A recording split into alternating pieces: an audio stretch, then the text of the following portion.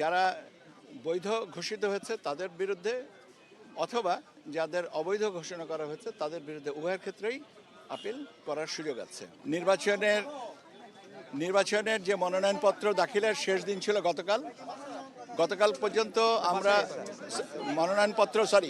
দাখিলের শেষ দিন ছিল 29 তারিখ এবং বাছাইয়ের তারিখ ছিল গতকালকে পর্যন্ত।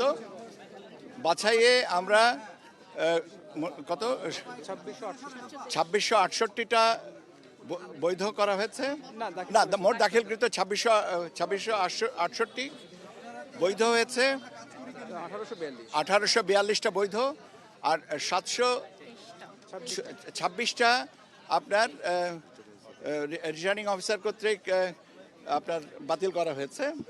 তিনটার মধ্যে আলোচনায় আসেনি।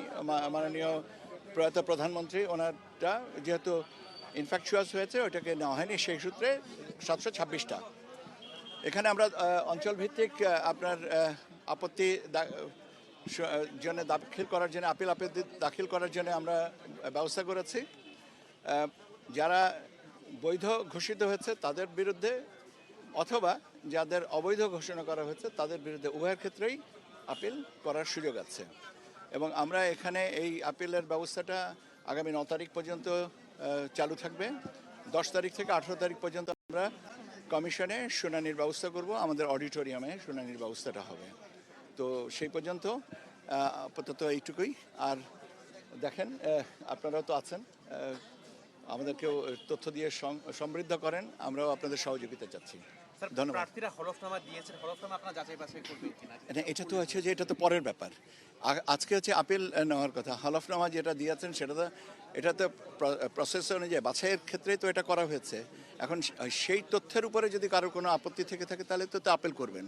তো যেটা নতুন রিন গভীর থেকে পরিষ্কার করে কাপড়কে রাখে নতুনের মতো উজ্জ্বল। নতুন রিন অ্যাডভান্সড পাউডার গ্রহণ করা হয়েছে, আমি তো বললাম যে যেটা গ্রহণ করা হয়েছে সেখানেও আপত্তি থাকতে পারে, কেন গ্রহণ করা হলো, আর যেটা গ্রহণ করা হয়নি কেন করা হয়নি। দুই কেনরই উত্তর আমরা আপিল নিষ্পত্তিতে দেখব। সেটা হলফনামাই হোক, 1% স্বতন্ত্র প্রার্থীদের ক্ষেত্রে 1% ভোটার এবং তার যাচাই বাছাইটাই হোক বা যেটাই হোক না কেন, নির্দিষ্ট কারণ এক একজনের ক্ষেত্রে এক একটা কারণ হবে।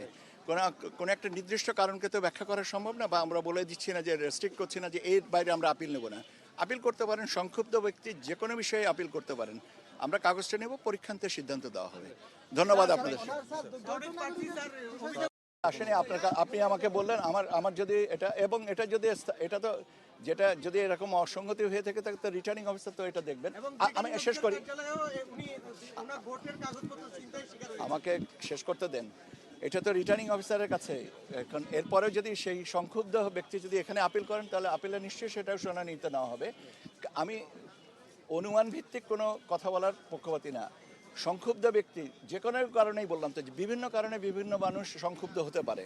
সেই সংক্ষুব্ধের কারণটা তো ওনারা এখানে উল্লেখ করেই আপিল করবেন, সেটা পর্যালোচনা করা হবে যথাসময়ে। হ্যাঁ, ধন্যবাদ আপনাদেরকে। কথাটা হচ্ছে যে আপনি এটা জানলেন কি করে? গণমাধ্যম, তাহলে গণমাধ্যমে যদি খবর এসে থাকে তাহলে নিশ্চয়ই আপিলটা হবে। 9 তারিখ পর্যন্ত অপেক্ষা করি।